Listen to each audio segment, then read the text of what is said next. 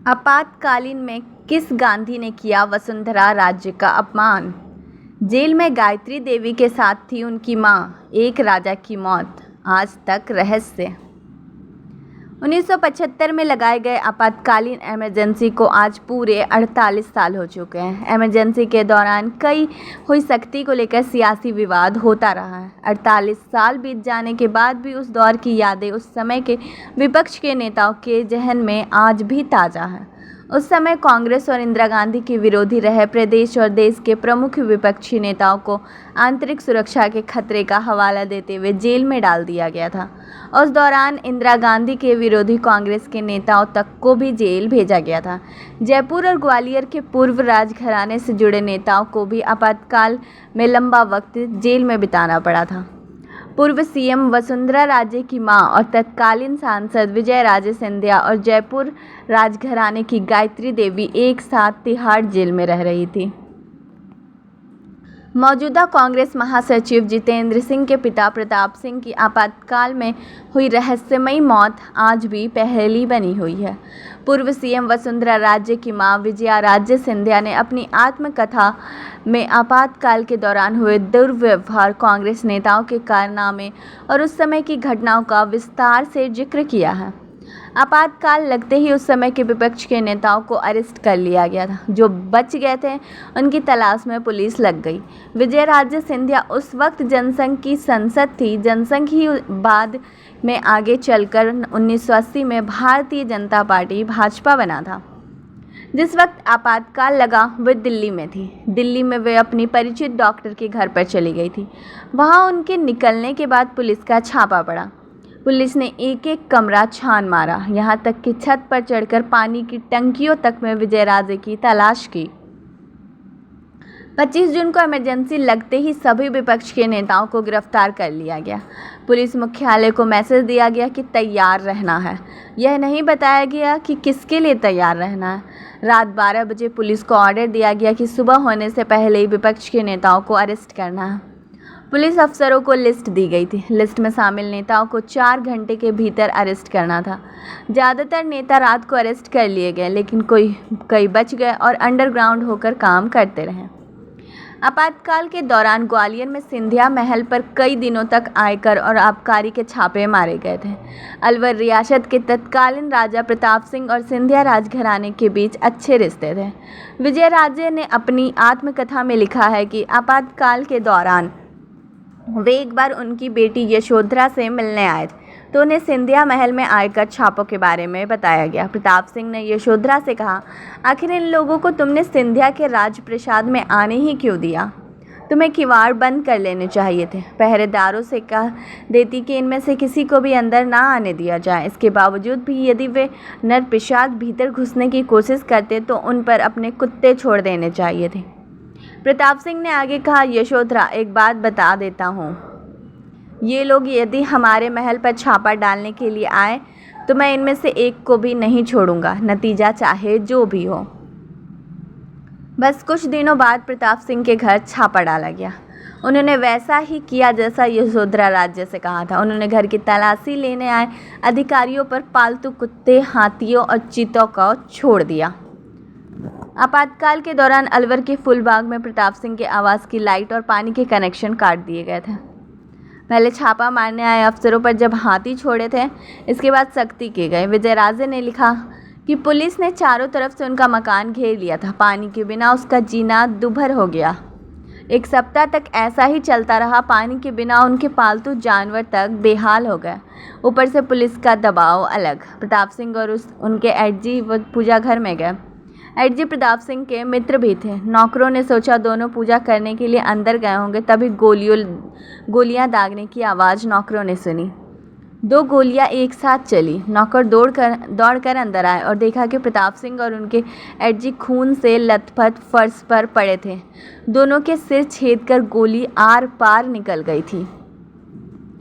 आपातकाल के दौरान जयपुर की पूर्व महारानी गायत्री देवी और विजय राजे सिंधिया को तिहाड़ जेल में रखा गया था। दोनों को अलग अलग समय अरेस्ट किया था। विजय राजे ने लिखा है, तिहाड़ जेल में कैदी के तौर पर पीला कार्ड दिया गया था। 3 सितंबर 1975 को उन्हें तिहाड़ जेल लाया गया था। कार्ड में आंतरिक सुरक्षा के लिए खतरा उत्पन्न करने के अपराध में बंदी बनाने का उल्लेख था। आगे विजयराजे ने लिखा कि जयपुर की राजमाता गायत्री देवी मुझे वहां मिली। हम दोनों ने एक दूसरे को झुककर अभिवादन किया और नमस्कार करने के लिए हाथ जोड़े। हम दोनों ऐसे मिल रहे थे मानो किसी समारोह में मिल रहे हों। गायत्री जी मुझे देखकर चौंकी। आश्चर्य प्रकट करते हुए उन्होंने कहा, तो आखिर आपको भी यहाँ ले ही आया गया? तिहाड़ जेल नहीं है, यह धरती का नर्क कुंड है और इस नर्क कुंड में वे लोग धकेल दिए गए थे जिनके तपोबल से इंदिरा जी का सिंहासन डिग रहा था। जेल की पुरानी कचहरी वाला एक कमरा गायत्री देवी को दिया गया था। उससे लगकर एक बरामदा था। उसके उस पास वाले कमरे में मुझे रखा गया। हमको एक ही शौचालय उपयोग में लेना पड़ता था। वहाँ नल तक नहीं था। ज़मीन में एक सुराख भरा था जिसमें जल का सफाई कर्मी दिन में 2 बार आकर 1-2 बाल्टी पानी डाल देता था। टॉयलेट के नाम पर बस इतना ही व्यवस्था थी। फिर भी हम उन महिलाओं की तुलना में अपने को सौभाग्यशाली समझ रही थी जिनकी कोठरियों में टॉयलेट नहीं थे। तिहाड़ जेल में जगह जगह पर गंदगी का ढेर जमा रहता है। दुर्गंध युक्त हवा में घुटन महसूस होती। भोजन के समय थाली पर से भिनभिनाती मक्खियों को लगातार दूसरे हाथ से उड़ाना पड़ता। कानों में कीट पतंगों की आवाज़ गूंजती रही। मां को जेल से छुड़ाने के लिए वसुंधरा राजे ने की थी कांग्रेस नेताओं से मुलाकात। विजयराजे सिंधिया के आपातकाल में जेल जाने के बाद वसुंधरा राजे सहित उनकी 3 बेटियों तक को उनकी लोकेशन के बारे में पता नहीं था। उस दौर में वसुंधरा राजे ने उन्हें जेल से छुड़वाने के लिए खूब प्रयास किए। वसुंधरा राजे की बहनें उषा राजे इंदिरा गांधी से मिलने में कामयाब हो गई थी। विजयराजे का जिक्र छेड़ते ही इंदिरा गांधी ने नाराज होकर कहा था कि उन्हें तस्करी के मामले में अरेस्ट किया गया है।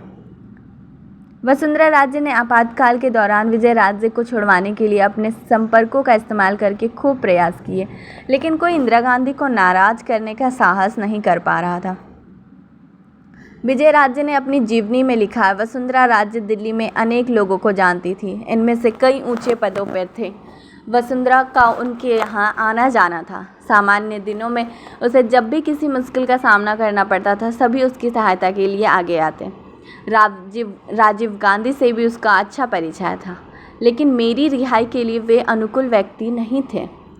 कुछ केंद्रीय मंत्री और वरिष्ठ अधिकारियों को भी वह जानती थी, पर इनमें से एक भी इंदिरा गांधी जी का भाजन बनाना नहीं चाहता था।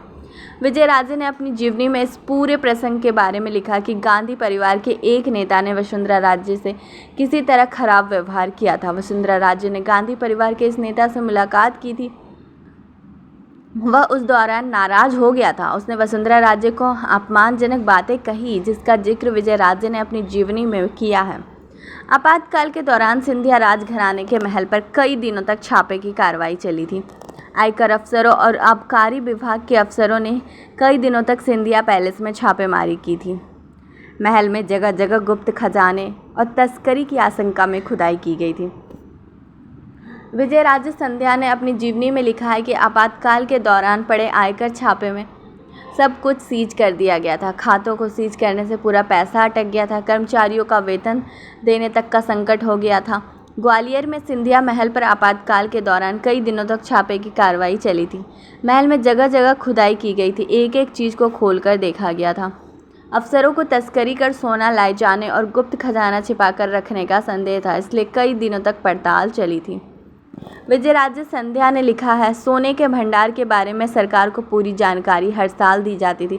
इसके बावजूद तस्करी के सोने का आरोप लगाया जा रहा था। सरकार को सोने के इस भंडार से 1000 तोला सोना दान दिया था। हमारा सोना तस्करी का नहीं है, यह साबित करने में हम 9 साल लगे हैं। इस दौरान शाहजहां के समय का एक सोने का आधा किलो वजनी सिक्का गायब हो गया। यह सबसे बड़ा सोने का सिक्का था, जिसके Guinness book of world record में भी नाम था।